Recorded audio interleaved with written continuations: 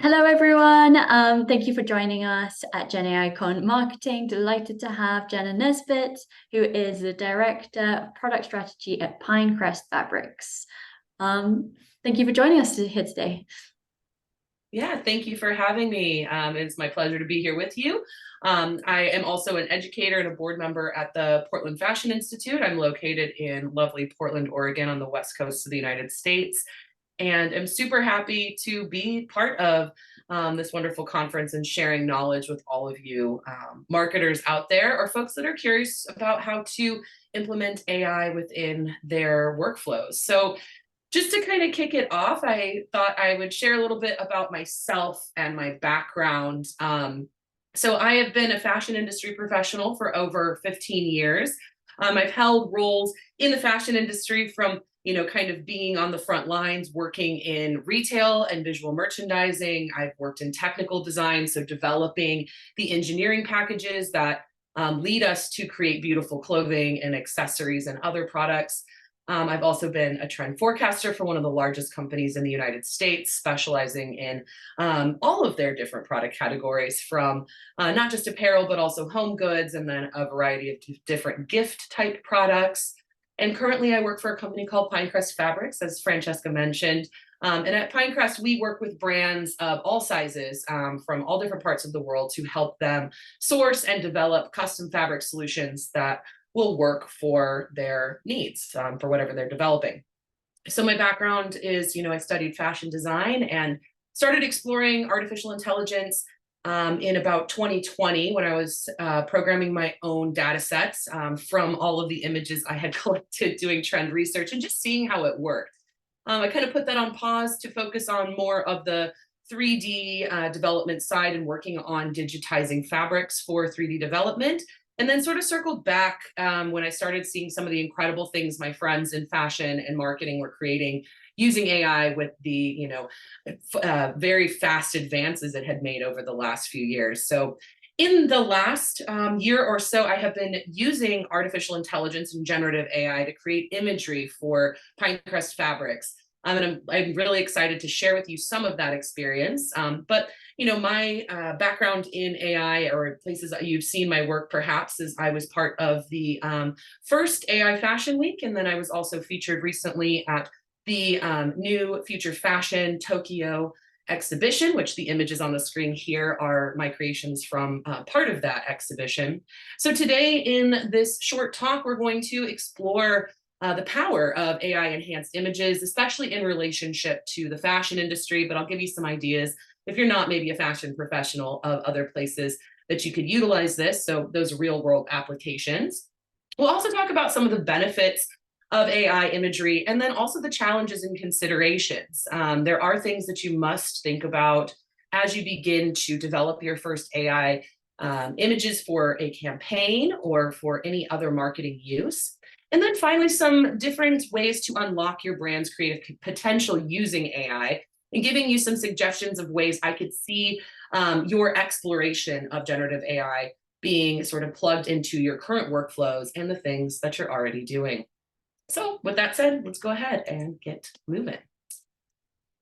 So there is a lot of power in a beautiful image. We know that from the early days of advertising and print media, that the perfect photo shoot captured in beautiful color or even black and white could be something that would really resonate with our customers and would help us to encourage them to part with their hard-earned dollars and bring that product into their home or onto their body. So the use of AI is giving us the power to create beautiful photographs or images to market our products and to tell a story. And I think that that's one of the most important things that we first must think about, is that story that we want to tell. And as good marketers, we're always thinking about, what is that end benefit for our, customer? What is it that they're really looking for? And most of that comes back to the power of storytelling. Storytelling is something humans have been doing since the beginning of our, powers of communication, since we developed that ability to communicate with each other. And stories give us context and they motivate us to do things. And so with the use of AI, we can create really interesting and powerful images that help us to tell the story of our brand, our product, or an idea that we are trying to communicate to the general audience of the world. And that's, because we are utilizing something that isn't real, it gives us a lot more capacity to experiment. As someone who has worked on photo shoots for a variety of products over the years, I know the time and the effort and the expense and the stress that goes into coordinating a successful photo shoot. And then at times you may not even come away with something that is exactly what you were looking for. One of the really amazing things about the creative process of using generative AI imagery is that you can produce images that work within your vision. It is not a simple process. Some folks may look at this and think, oh, wow, I just type a few words in and here I am. But really, more than that, it's a process of digging. It's a process of exploring ideas and crafting prompts or source imagery, collages that you can plug into an AI generator and receive back something that is both inspirational for you as the brand, but also something that will resonate with your customers. Once you have an idea of that story, you can begin to explore different settings or styles that you may not have had the financial capital to explore in a physical photo shoot. It also saves you from having to travel to certain regions. And I know that within the fashion industry, we're looking very deeply at our environmental footprint right now. And one of the main things that, takes up a lot of, produces a lot of greenhouse gas is the travels that we often do, not only for fashion shows, but for photo shoots, producing products that maybe have no real use in the real world, but just want to capture a beautiful photograph. And AI gives you that power of either using something that you've already created, building from a drawing that you have, or a collage that you've made, as I mentioned before. And that allows you to foster a faster creative process, but also a more open-minded creative process. And the visual appeal of these creations that you are making using generative AI can capture emotion in a way that you are looking to do in a regular photo shoot. It may take a little bit more time. Of course, you're not standing there with the model able to coach them, but you can work very very granularly within your prompting or within your source imagery that you're creating to help create images that capture that emotional appeal and impact the customer. When they can envision that setting and the movement and kind of the energy and emotion behind an image, that's really what we are doing when we create beautiful imagery to sell a product or to inform someone about our brand. Perhaps they're not at a point to purchase it at this moment, but we all know as marketers that it takes 7 touches, right? Just as an introduction of our company's name to get into the mind of a potential buyer.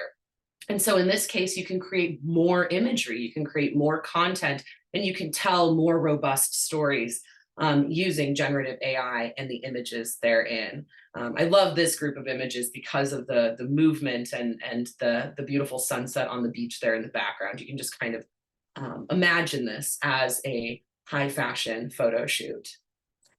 And many high fashion companies are already using AI, whether in kind of the generative AI images portion, but they're also using it in other ways in marketing. So I wanted to share with you some examples of how fashion marketing has tapped into AI outside of just beautiful photos. So we'll start with the beautiful image here on the left. This was created by Mason Mehta for Montclair. They collaborated with an agency called We Say Hi to create this beautiful image here of the model in the pink jacket. This was highlighting a campaign that had various collaborations with other fashion designers and brands. They were working with Adidas, Original, Pharrell Williams, Alicia Keys, and wanted to create something that was as interesting as the actual collaborations and garments themselves. On the far right here, we see an example of a 3-dimensional render of an outfit that Tommy Hilfiger created from a competition that it ran in partnership with DressX. And so here they ran an open competition so that folks could submit AI-generated designs.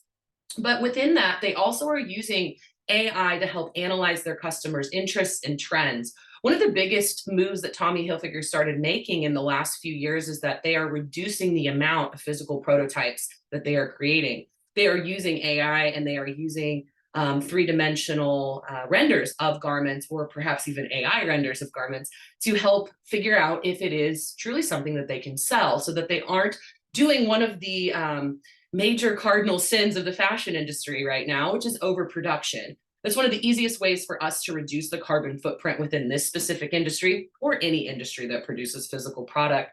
And so for this example, they are really tapping into the knowledge and the data that can then empower their designers, their marketers, and their creators to really focus on what will be popular.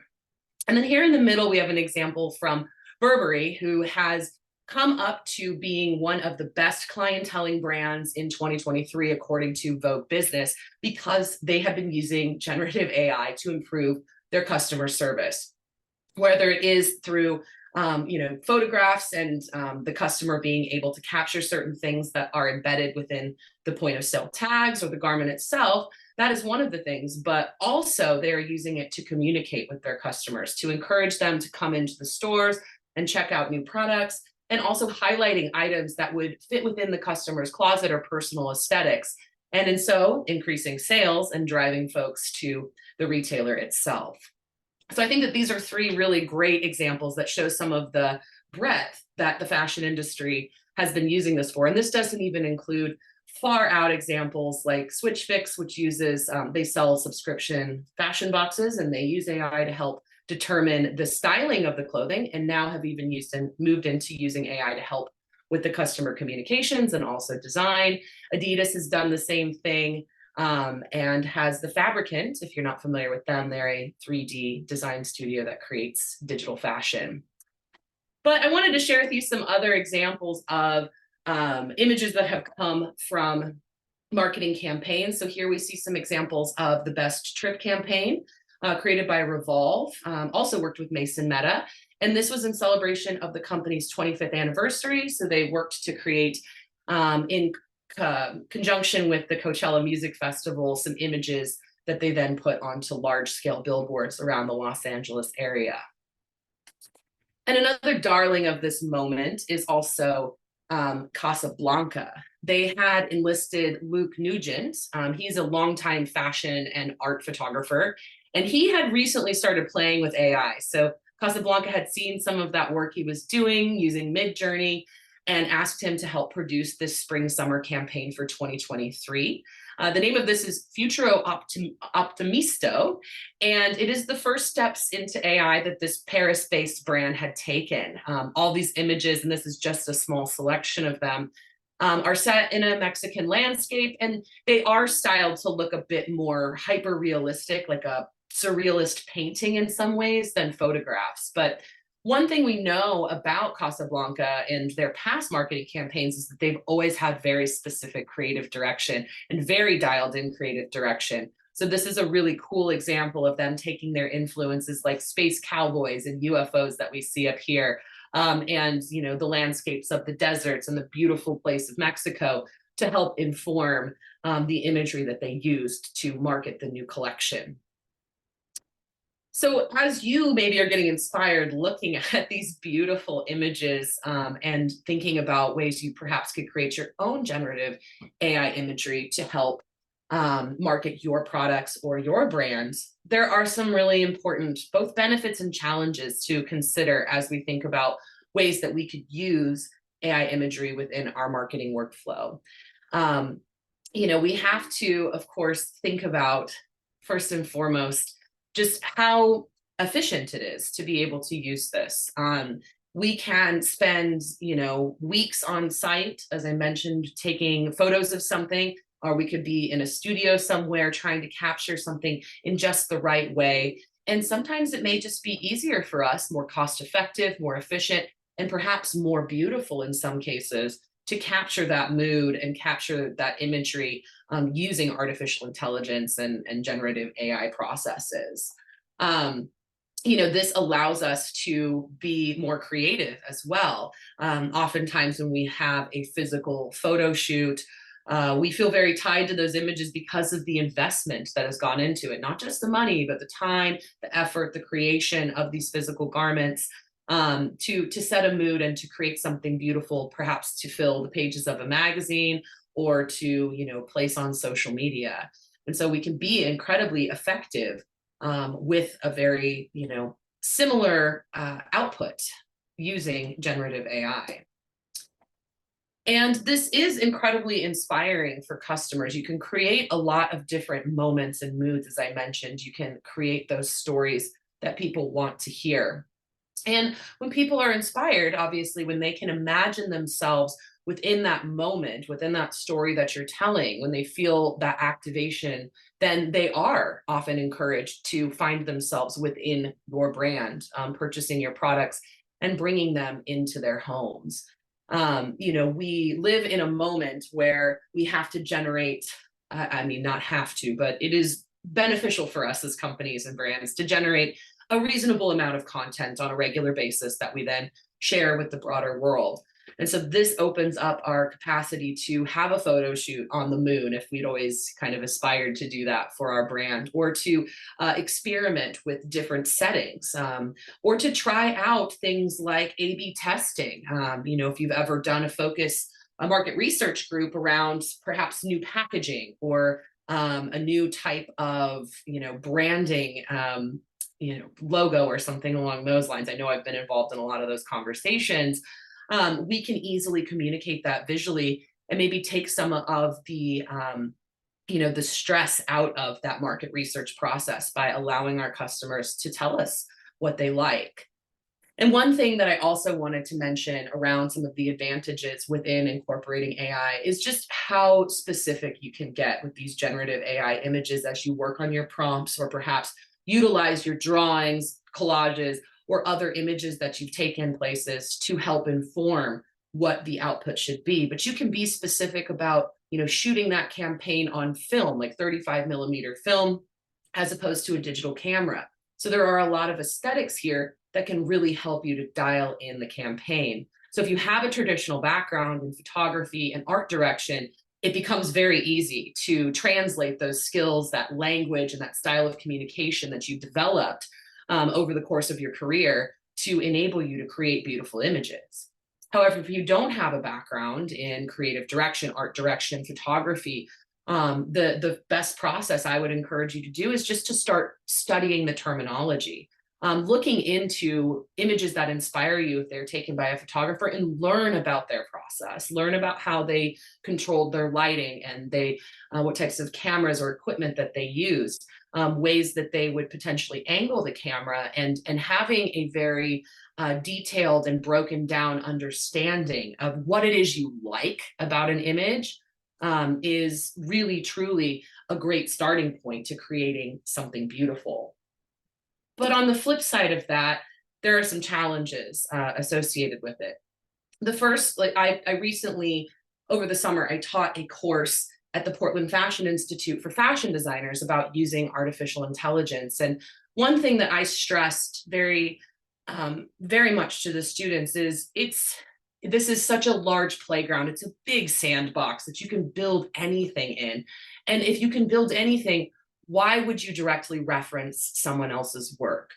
Giving deep thought and consideration to the ethical considerations of creating and using AI imagery is your responsibility as a brand manager or a marketer.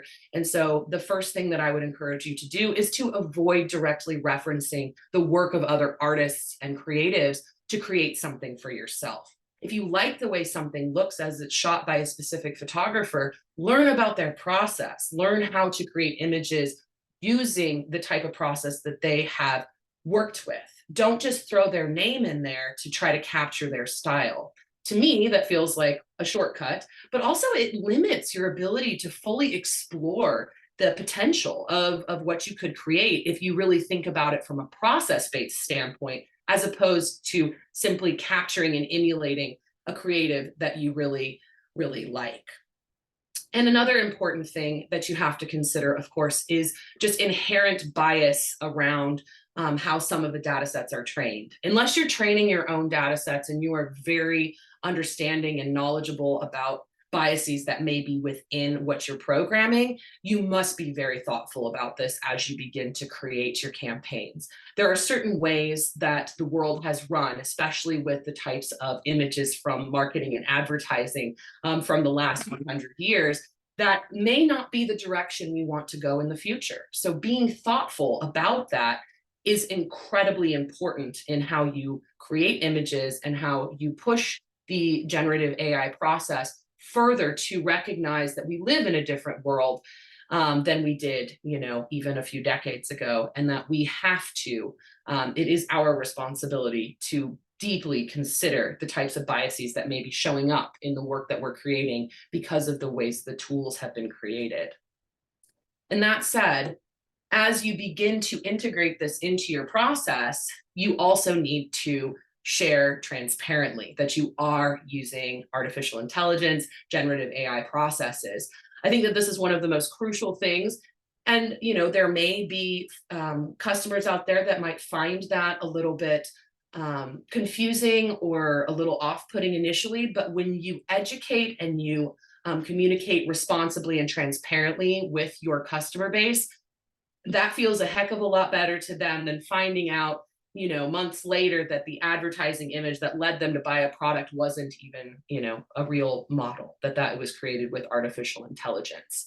So what we look at as we begin to integrate generative AI imagery from a marketing standpoint is that we have to balance the technology and this great opportunity of efficiency and open-ended creativity and, saving both dollars and time, saving our resources, is that we have to balance the technology with our human creativity, and that we also need to be ethical and open about how we are utilizing this creativity with the aid of artificial intelligence to create beautiful imagery that will encourage our customers to buy things.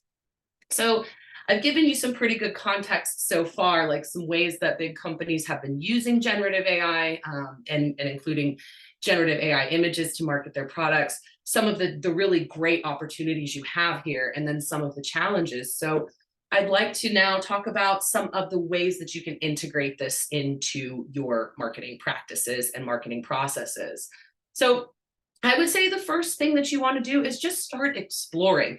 You can't just out of the gate begin to plug this into your work processes, right? You need to get some experience and start building example campaigns that you would potentially use. Typically, depending on the size of the company or brand that you work for or consult with, there's going to be other stakeholders and decision makers. And that's where that transparency and ethical position comes in handy, because that is a major part of your pitch in pushing this forward to create beautiful images using generative AI. So my favorite, because I work in the textile industry, and the way that I have actively been using generative AI is to represent color and materials within what we are building.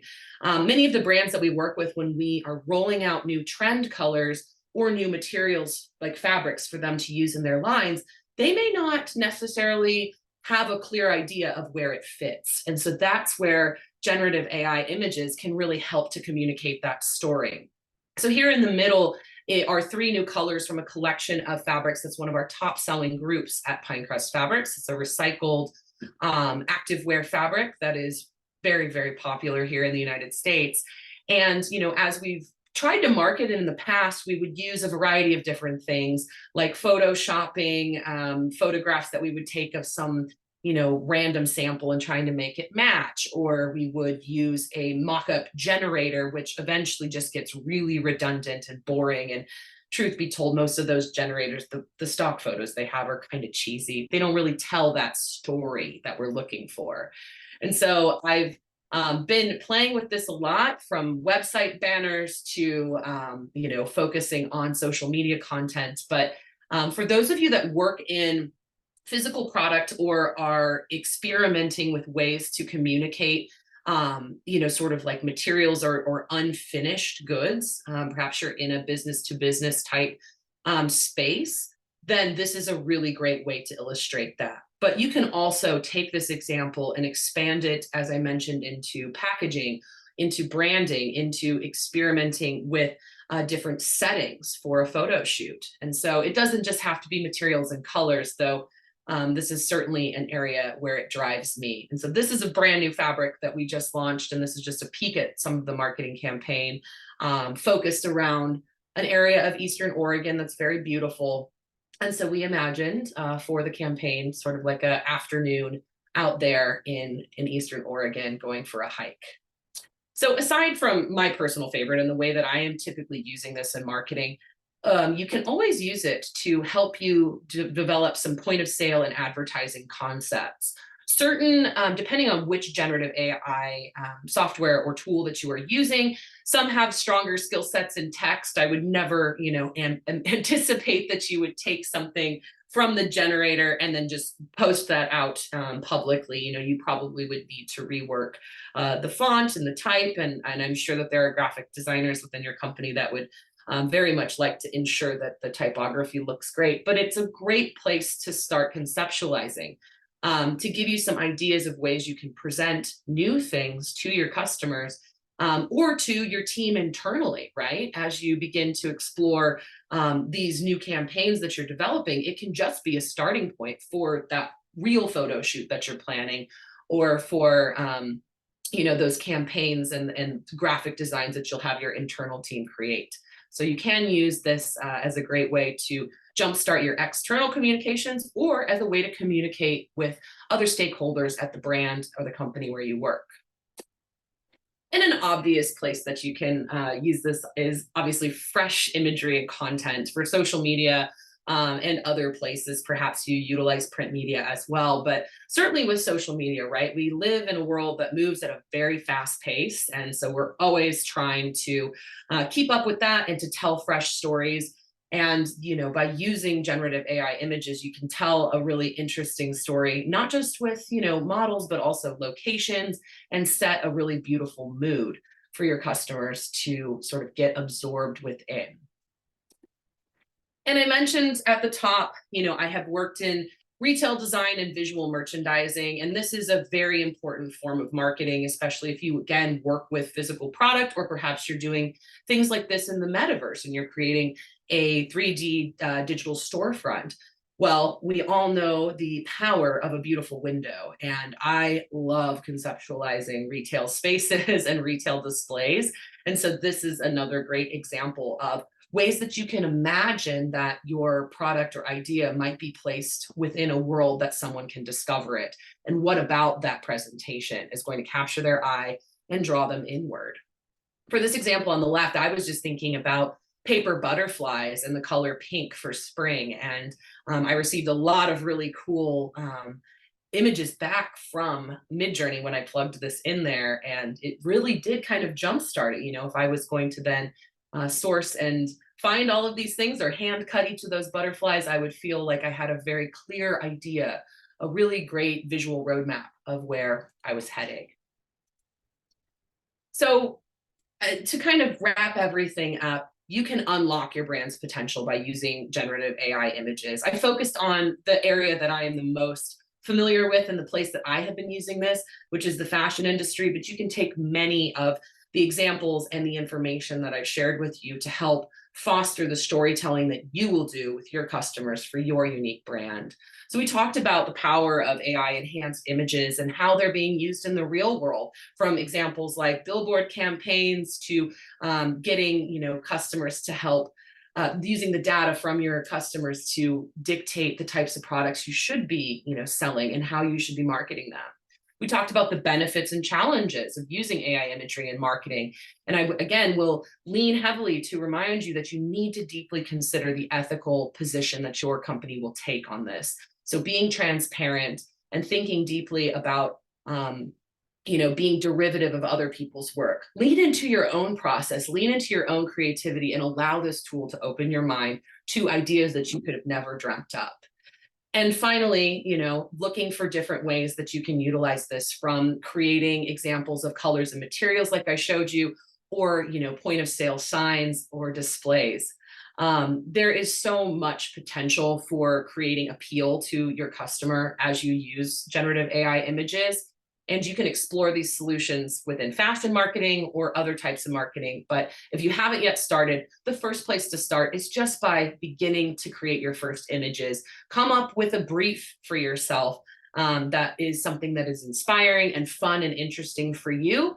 And then begin to explore, because you never know what you might wind up with after a few hours, days, or weeks of dedicated work. Sometimes it really does take a long time to get there. So with all that, thank you so much for letting me share my insights and Thank input on you. That how. was absolutely amazing. Hey, So tell us what is next for you? What are your plans? And how are you personally implementing all of this? yeah, what's new? So I'll be running another section of my AI and fashion design class for the winter term. So that'll start just at the beginning of next year.